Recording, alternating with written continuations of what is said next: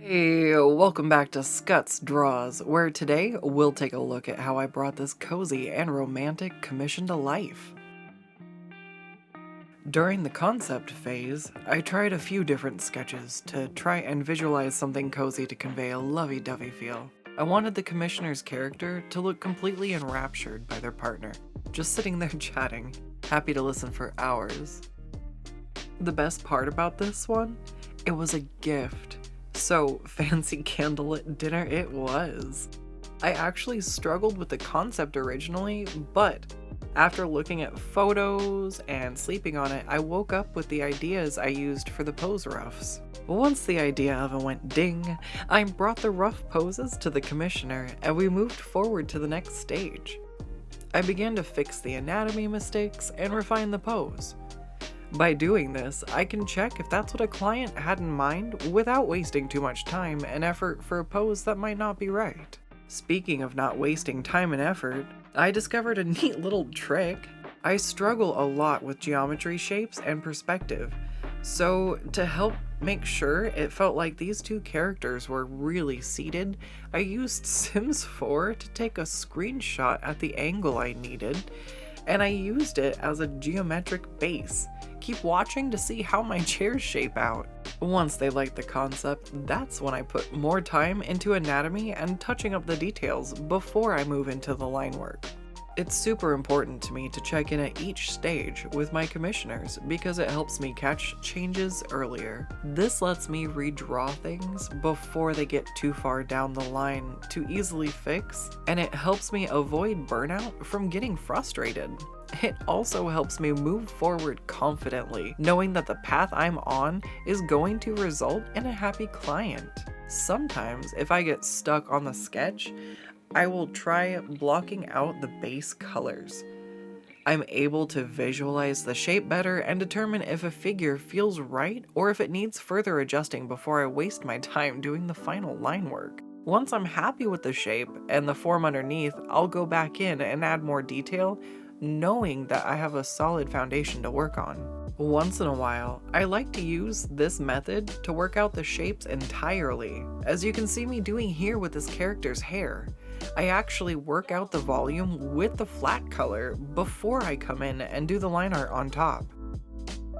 It saves me a ton of effort to figure out what looks good because there's no guessing at the final shape, and I skip the sketching phase entirely. You can see I not only do this for the hair, but their jewelry, outfit, and their wings as well. Sometimes this is more effective for me than sketching it out with lines, and it saves my hand a lot of repetitive strain by reducing the amount of sketching needed.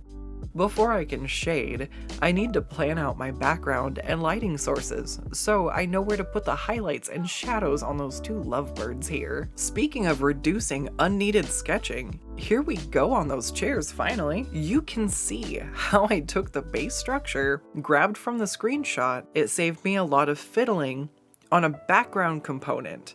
It helped me understand better how the final chair should look in my scene, and by taking some of the brain work out of the basic structure, it allowed me to get really creative and make the chair design completely my own.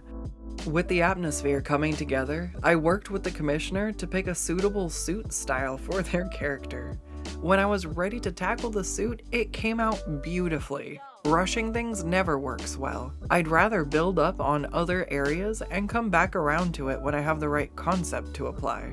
And speaking on concepts, single-handedly, this thing about drawing anthropomorphic animals is getting to draw articles of clothing that have to be adapted to the differing anatomy. It's always interesting to think of how something like that would function or look. Physical features like wings and tails have to be considered into how a garment is worn and would function. One of my favorite things about equine anthros is just how many different takes on hoof shoes there are. I don't think mine holds up as well as it could, but maybe one day I'll have more time to play around with concepts like that. In the meantime, I was just proud I'd sorted out this tangle of eldritch legs into a cohesive game of footsie. Finally, to the shading. This is one of my favorite parts, and I got to test my skill limits on this one with the use of environmental lighting through the moon, candles, and the bluish shadows from the outdoor setting. And I will always look at that spaghetti and remember how I was rated on Twitch when I was streaming working on this, and I totally missed a raid event due to my intense research for authentic looking spaghetti. I go hard for my commissioners. Though on that note, if you are starting out trying to do commission work, I would like to say, if you don't feel like you can charge enough for a commission, sometimes charging more allows you the room to do the study or look up a pose and actually put the time into creating something that is ultimately worth the value you charge. Part of the factored time in your commission cost should be the time it takes to go look up additional references, like chairs or spaghetti, because when you're drawing, it's not just the time that your pen is to the paper, it's about the additional time involved in invoicing and overhead costs, as well as your time for additional references and research. Your time is valuable. Make sure you remember that. Hey, you know what else has value? Your 2 cents. By commenting below on my videos, you can let me know what other nuggets of information and experience I can share with you. I'm a self-taught artist and I've been drawing my entire life. I also have a decade of experience as a freelancer. Art is my passion in life, and I'm here to do what I can to share that passion with you. If you have been following along this far, drop a like and consider subscribing to watch me grow as an artist and catch more time lapses, tips, and tutorials in future videos. Now that I can finally see the awaiting swan within this project, it made it easier to push to the finish line. If I had to pick a favorite part of this piece, it would have to be how the hair came out.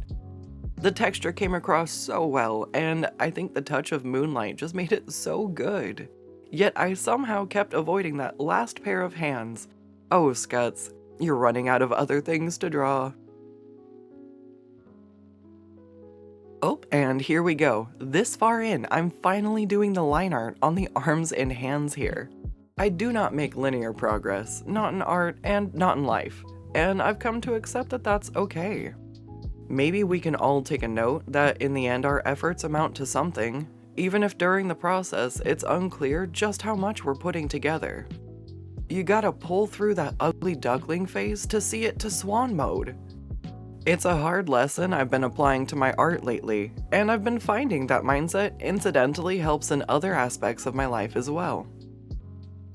Learn to accept it's part of the process and to keep going. You won't always see the progress you have been making until you turn around and see where you got at the end. As we enter the final sketch here, it's all about polishing everything up, adding highlights, last-minute details, but I did everything I could to bring these 2 lovebirds together into an intimate moment of romance. The gift went over very well, the client adored the final outcome, and I did a great job bringing the idea to life. Thanks so much for watching the secret behind the scenes of making art. If you want to see more magic happen, I've got a playlist right here for you.